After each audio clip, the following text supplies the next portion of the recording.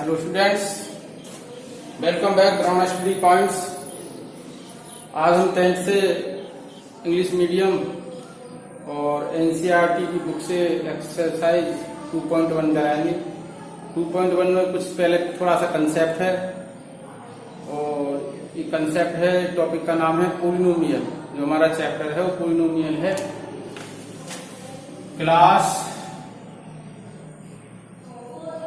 10th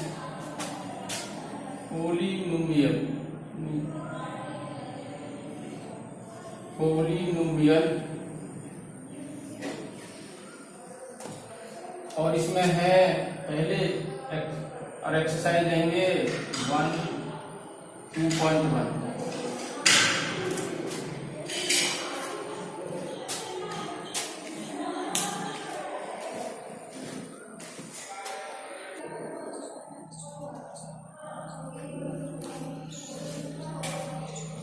देखो student, इसके concept में सबसे पहले पोलिनोमियल क्या होता है। सबसे पहले हमें ये जब पहचान करनी जरूरी है पोलिनोमियल में और अलजेब्रिक एक्सप्रेशन में क्या डिफरेंस होता है।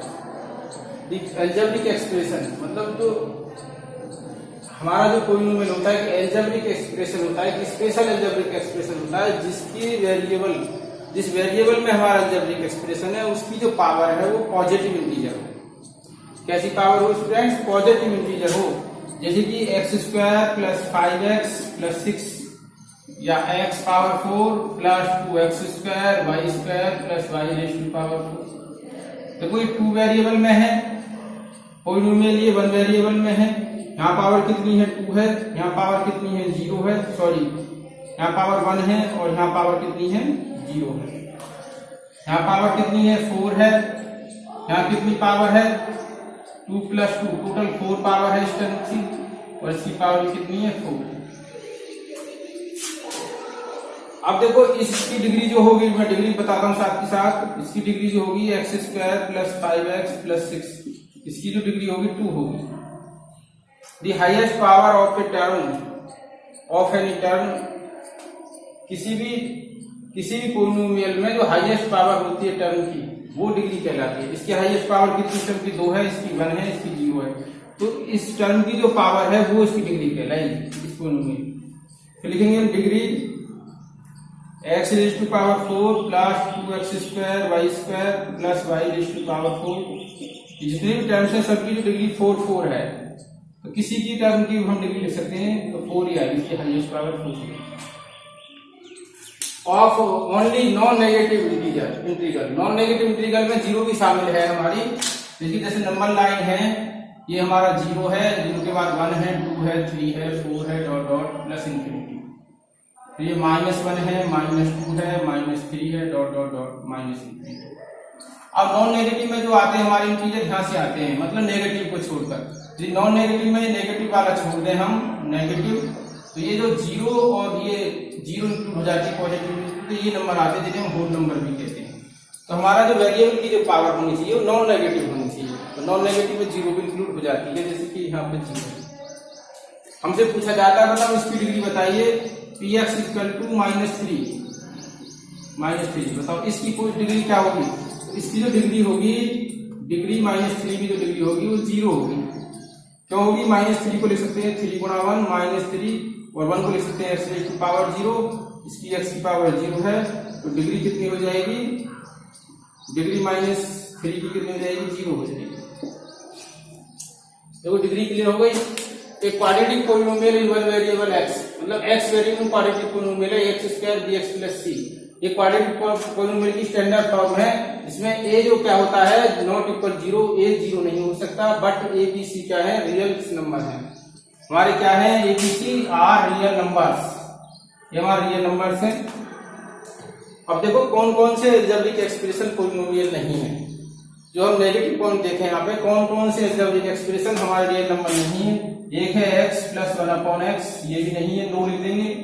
लिखेंगे x² + 1/x², ये भी 9 आ जाएगा। क्यों आ जाएगा 9? इसको लिख सकते हैं हम x + x⁻। तो ये जो पावर है माइनस जो 1 पावर है, क्या नहीं है?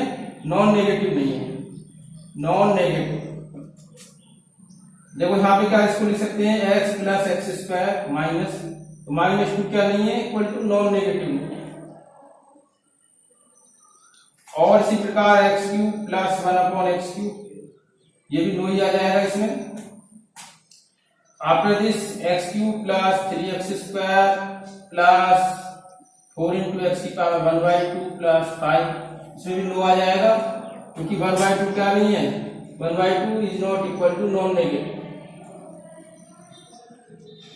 Non negative integer.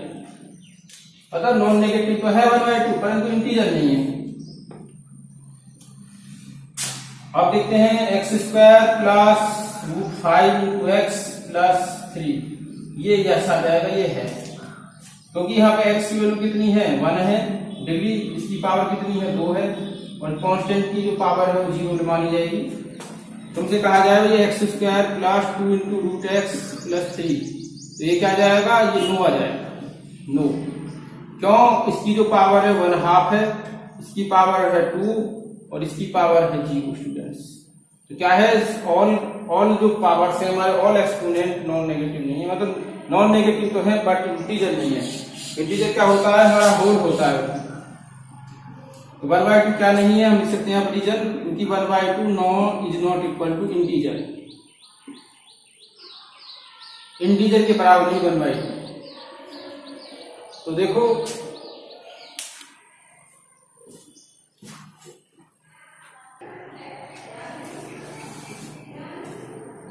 स्टूडेंट्स, अब आगे है इसमें zeros of a polynomial, a real number k is called the zero of a polynomial if k is equal to 0।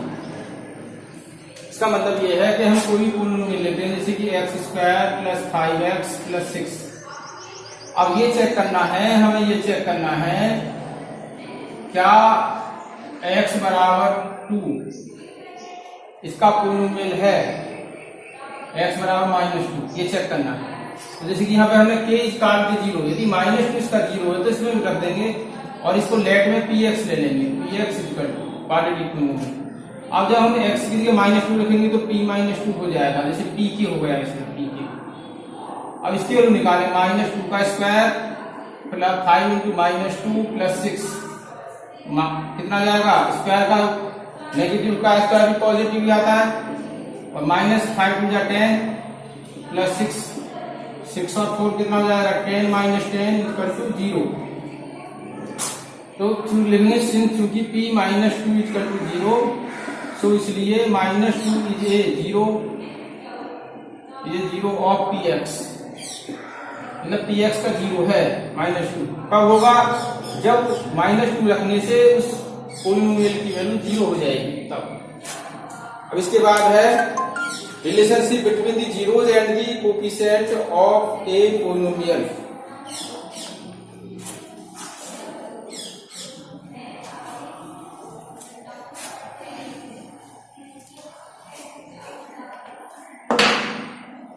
देखो relationship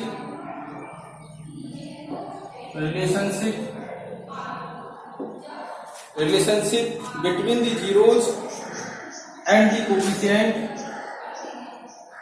between the zeros and the coefficient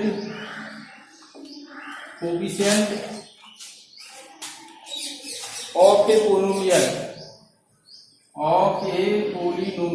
short में POLY लिख दिया polynomial. देखो कैसे, हमने लिया स्टैंडर्ड क्वाड्रेटिक पॉलिनोमियल। क्वाड्रेटिक वो होता है जिसकी डिग्री 2 होती है, तो हम लेंगे ax² bx + c, एक क्वाड्रेटिक पॉलिनोमियल हो गया, जहां हमने बताया था a is not equal to 0, a, b and c क्या रियल नंबर, क्या है ये रियल नंबर। तो हम क्या निकालेंगे, सम ऑफ जीरोज में आ जाएगा -d/a, -d क्या है, coefficient of x, COEFF short में लिखा कोएफिशिएंट ऑफ x, तो लिखेंगे कोएफिशिएंट ऑफ x², जो a है कोएफिशिएंट ऑफ x², फिर कुछ product of zeros c upon a, इसमें क्या जाएगा constant term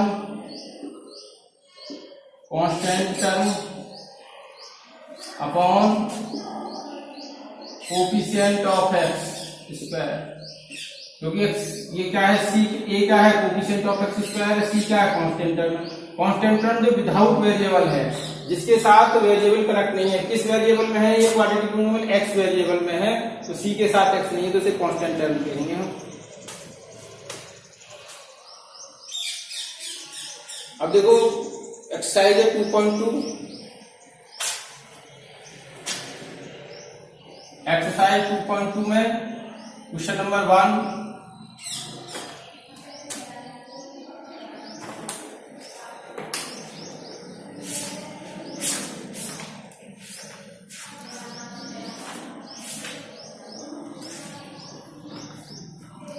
find the zeros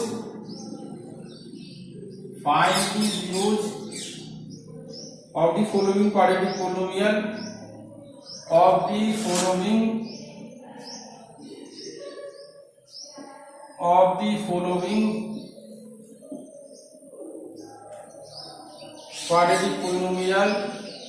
quadratic को शॉर्ट में लिख दिया, पोलिनोमियल को POLY लिख दिया, and verify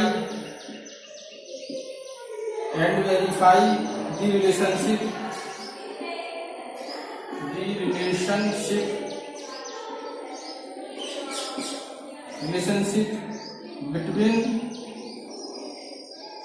between zeros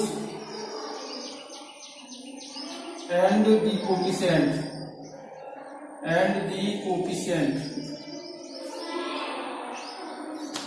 This is का फर्स्ट क्वेश्चन पार्ट है, x square minus 2x minus 8। Second part है इसका 4x square minus 4s plus 1। Third है इसका 6x square minus 3 minus 7x। और बाकी 3 पार्ट और है, देखो इनमें से मैं कोई सा एक पार्ट बताता हूँ आपको। देखो हम इसमें थर्ड लेते हैं सॉल्यूशन, थर्ड पार्ट का सॉल्यूशन निकालते हैं। तो कैसे सॉल्व करेंगे इसको, स्टैंडर्ड फॉर्म में लिखेंगे। सबसे पहले तो 6x स्क्वायर 2 पावर है, तो स्टैंडर्ड फॉर्म में क्या होता है, तो असेंडिंग ऑर्डर में लिखें, according to power, according to exponent, या डिसेंडिंग ऑर्डर में लिखें। तो यहाँ 2 पावर है, यहाँ पे 1 पावर है, और इसकी जो 0 पावर क्या लिखेंगे 2 1 0, तो 1 का जाएगा माइनस 7x और माइनस 3। अब हम क्या करेंगे, इसके प्राइम फैक्टर कर लेंगे। देखो 6 3 तक कितने हो जाएंगे 18 प्राइम फैक्टर। अब 18 कैसे फैक्टर, इसमें क्या है, जो ये नेगेटिव है, यदि थर्ड टर्म से पहले माइनस है तो डिफरेंस देखेंगे हम फैक्टर्स का। ऐसे दो फैक्टर्स जिनको मल्टीप्लाई करें तो 18 आए और डिफरेंस करें तो 7 आए, तो 9 2 18 और 9 माइनस 2 इक्वल टू 7। ये आपने खूब स्टडी की होगी इसकी क्लास 9th में। तो ये क्या है, हमारे फैक्टराइजेशन है क्वाड्रेटिक पॉलिनोमियल के। इसमें क्या होते हैं, मिडिल टर्म को स्प्लिट कर देते हैं, 2 भागों में तोड़ देते हैं, उसके अकॉर्डिंग करते हैं। इसमें minus 9 minus 2x minus 3, 6x square minus 9x plus 2x minus 3। और इसमें कितना 3x कॉमन है, 3 2 6 2x माइनस 3 प्लस 1 कॉमन ले लेंगे 2x माइनस 3। देखो दोनों मैच कर, ये इससे मैच कर रहा है, तो इसलिए प्लस 1 कॉमन लेंगे, ना तो हमें साइन चेंज करना ना कोई सी टर्म चेंज करना। अब 3x 2x माइनस 3 दोनों में कॉमन है, 3x प्लस 1। अब हमें क्या करना है, 0 फाइंड करने हैं, तो हम लिखेंगे टू फाइंड का मतलब ज्ञात करने के लिए दी जीरोज, मतलब 0 फाइंड करने के लिए क्या करेंगे 2x माइनस 3, जितने भी हमारे फैक्टर है पॉलिनोमियल को उनको 0 के ऊपर रख देंगे, तो इक्वल टू 0। देन तब 2x बराबर 3 और x बराबर 3/2। तो ये फर्स्ट 0 आ गया हमारा। अब सेकंड 0 निकालने के लिए सेकंड फैक्टर को 0 के बराबर देंगे, 3x इक्वल टू -1 और x equal to -1/3। x equal -1/3 आ गई। तो हम लिखेंगे इसमें hence the zeros of the given polynomial are, कैसे कौन सा है इसका, फर्स्ट कौन सा है, -3/2 एंड -1/3। तो ये हमारा आंसर हो गया स्टूडेंट्स। उसके बाद अगला क्वेश्चन देखते हैं।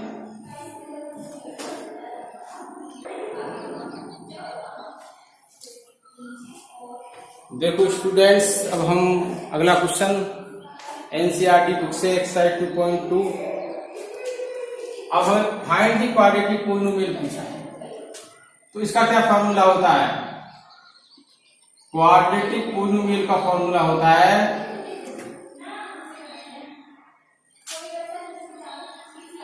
Quadratic polynomial equal to x² minus sum of zeros into x plus product of zeros.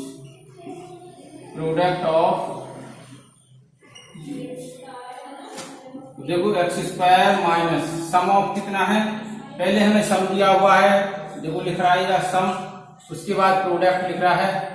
तो पहले ये सम है तो 1/4 इंटू x प्लस लिखेंगे -1, ये प्रोडक्ट है क्योंकि प्लस है, इस थर्ड टर्म से पहले प्लस है तो यहाँ का जो साइन है जीरो का वही रहेगा, चेंज नहीं होगा।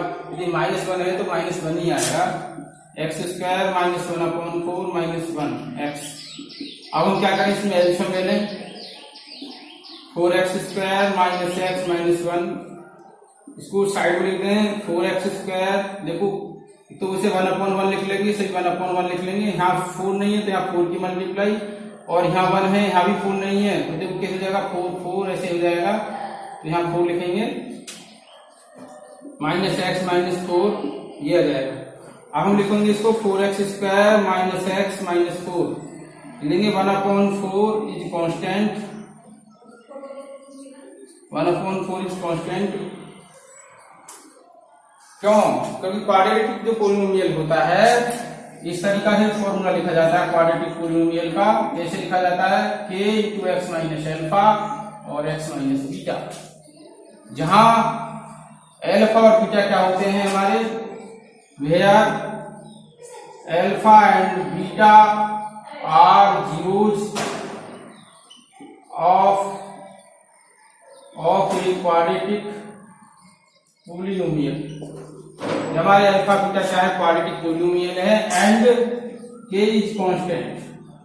क्या है, k कांस्टेंट, तो वही k है यहाँ पर, ये 1/4 जो यहाँ पे 1/4 है वही k है। तो इसको यदि हमें अल्फा बीटा यदि हमें जीरोस दिए हुए हैं तो हम ये फॉर्मूला अप्लाई करेंगे, और यदि हमें सम और प्रोडक्ट दिया हुआ है तो हम इस तरीका से इसको अप्लाई कर सकते हैं।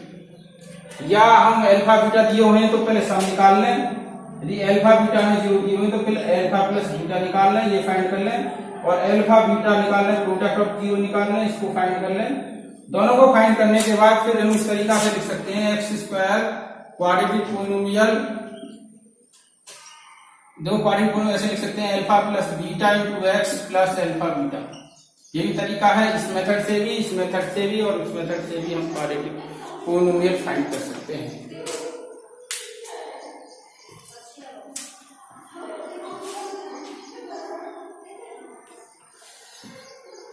देखो स्टूडेंट्स, आज इस वीडियो में बस इतना ही। अब नेक्स्ट वीडियो में हम आपको नेक्स्ट एक्सरसाइज के बारे में एक्सरसाइज क्वेश्चन सॉल्व कराएंगे और उसका जो कंसेप्ट होगा उसको क्लियर कराएंगे।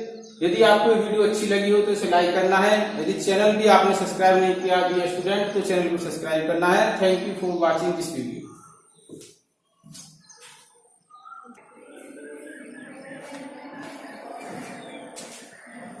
देखो स्टूडेंट्स, अगला क्वेश्चन